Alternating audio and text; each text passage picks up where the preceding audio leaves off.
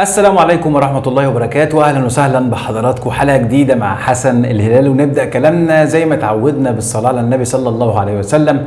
حابب أرحب بكل متابعينا الأفاضل في كل مكان، يا رب دايما تكونوا بخير وصحة وسلامة. لو أول مرة حضرتك تنورنا بدعوك اللي أنت تشارك في قناتنا المتواضعة، فعل زر التنبيهات علشان يوصل لك كل جديد فضلا وليس أمرا. ما تنسوش ان انتوا تضغطوا على زر الإعجاب بالفيديو دعما من حضراتكم لاستمرارنا في تقديم المحتوى. خلونا نخش على طول في التفاصيل. النهارده بنتكلم فيما بعد إصدار القرارات الظنية أو القرار الظني في قضية الطفلة اللبنانية لين طالب. وبصراحة إن القرار ده أو الحكم الظني كان أثار الجدل بصورة كبيرة بعد إطلاقه من قضية أول الشمال القاضية سمراندا نصار على المتهمين الأربعة، الأم لين وخالها وكمان جدها وجدتها، وبعد ما تم اكتشاف الفاعل الحقيقي وتمت إدانته بوجود الأدلة الدامغة اللي تأكدت منها القاضية سمراندا نصار شافت ان الحكم المناسب لتلك الفعلة الشنعاء هو الحكم بالإعدام على الأربعة، وان الجميع تشارك في قتل هذه الفتاة بعد اغتصابها وتعرضها للاعتداء وكمان التعذيب قبل وفاتها. طبعا لما نشوف حيثيات القرار الظني وما تم الكشف عنه الفترة الأخيرة، بصراحة حاجة بتزود الواحد حزن على الحزن اللي شافه. طب في 3 ضحايا كمان آخرين متعرض فيهم الخال، أو إن مش بس لين طالب أو بنت أخته اللي عمل معاها كده،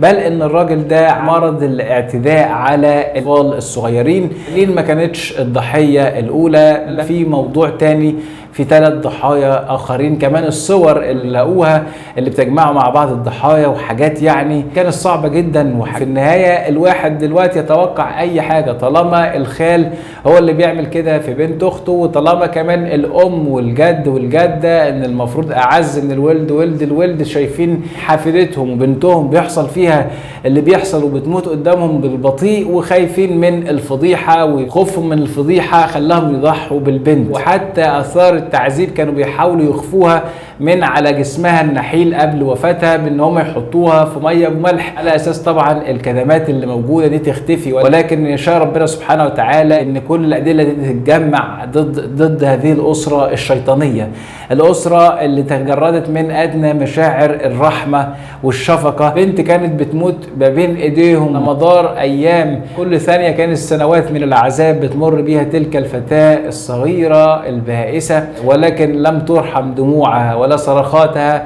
ولا أنينها ولا حتى الخوف اللي كانت عايشة فيه والحالة النفسية الصعبة. كانوا بيحاولوا كمان يطلعوها من المود الحادث ان هم يودوها ملاهي او مدينة ألعاب بتاعة أطفال، ولكن كل ده لم يفلح. فارقت الحياة، وطبعا بدأت صفحة جديدة في التحقيقات في هذه القضية. فاحنا في انتظار طبعا ان القضية تروح من النيابة العامة الاستئنافية للسلطة الاتهامية في البلاد، من بعد السلطة الاتهامية بتحول إلى محكمة الجنايات. فكل الأحكام الظنية أو الحكم الظني والقرارات الظنية اللي تم إصدارها من قاضي التحقيقات سمراندا نصار، كل ده غير الحكم النهائي. ده رأيها القانون. فهي اشتغلت على بعض المواد بتاعة القانون الجنائي. دلوقتي أساسا في القانون في القضاء اللبناني غير معمول بحكم الإعدام إلا بموافقة رئاسية. يعني ممكن تشوف حكم الإعدام، ممكن تشوف حكم الإعدام، ولكن هو صعب جدا في قضايا حتى القتل. لازم الحكم ده يروح لرئاسة البلاد ويتم الموافقة عليه، بيتم بعدة إجراءات كده صعبة جدا. فعلشان كده كان في لغط كبير جدا بعد إصدار الأحكام الظنية. ناس كتير استقبلت الموضوع ده بالفرحة الشديدة، ولكن الفرحة ما كملتش. عدم علمنا بالقانون درجات التقاضي في لبنان كان السبب في فرحتنا الزائدة عن الحد. ولكن دلوقتي كلنا في انتظار محكمة الجنايات وحكمها اللي هيكون على المجرمين. اعتقد ان القضيه سمراندا نصار ومن قبلها ماتيلدا توما كانوا بيدوروا على الحقيقه، وحاولوا جاهدين بالفعل ان هم يتوصلوا للخيوط ويربطوا كل الاحداث، كمان يجيبوا ادله الادانه، مش بس اتهامات موجهه ناحيه الخال او الام او الجد ولكن بالادله القويه اللي بتدين الخال في حاجه زي كده جعله المتورط الوحيد في تلك الفعله والجريمه البشعه. فهم عملوا اللي عليهم. طبعا كتبوا تقرير، شفنا احنا الحكم اللي هم اطلقوه، اللي هي اطلقته من خلال القرار الضمني. فالقضيه هتروح لمحكمه الجنايات، مش محتاجه اي حاجه غير ان المحكمه هي السلطه الوحيده اللي تقدر تدي الاحكام القضائيه. فان شاء الله يكون في حكم يشفي غليل كل الناس المتابعين للقضيه والمترقبين عن قرب شديد وبلهفه شديده النهايات والخواتيم. فتخوفا من اللي حصل كمان مع الطفل موسى ولاء، وبعد الحكم على عذراء الجنابي ب 15 سنة سجن، كانت متخوفة جدا. الناس قاست الجريمة دي، طبعا قاست الجريمة دي على جرائم تانية، وكمان موضوع الإعدام اللي مش موجود في لبنان.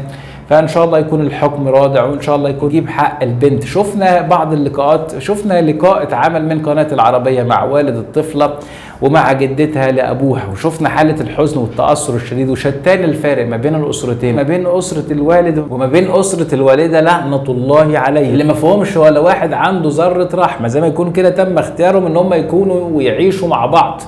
ربنا ما يوريهم اي لحظة راحة باذن الله. يجي الموضوع تاني، وهو موضوع كان في بعض الاخبار اللي انتشرت ان بنت خالة طفله لين والد بنته، اللي كانت طبعا بنته اللي تمت ولادتها اثناء ما كان هو بيعمل الجريمه دي. في بعض الاخبار انتشرت ان البنت دي توفت. اعتقد ان الكلام ده عاري تماما من الصحه، وكلها اخبار مغلوطه بتدور حوالين القضيه، وبعض الناس بتحاول يعني تشتغل اي حاجه على حس القضيه دي. فالموضوع ده لم يتم التاكيد عليه، ولكن عزيزي المتابع تخيل جرمه. طبعا جه الوصف التحليلي الدقيق بعد انتهاء التحقيقات ان خال الطفله عمل كده في بنت اخته، بقى استغل عدم تواجدهم في المنزل، وان مراته كانت بتولد او موجوده في بيت الجد مع اخته بترعاها، والبيت كان فاضي، فاخذ البنت. عمل اللي عمله ده في الحمام، اغلق عليها الباب، مسك ايديها بقوه لدرجه اللي هو حدث كسر في ايديها،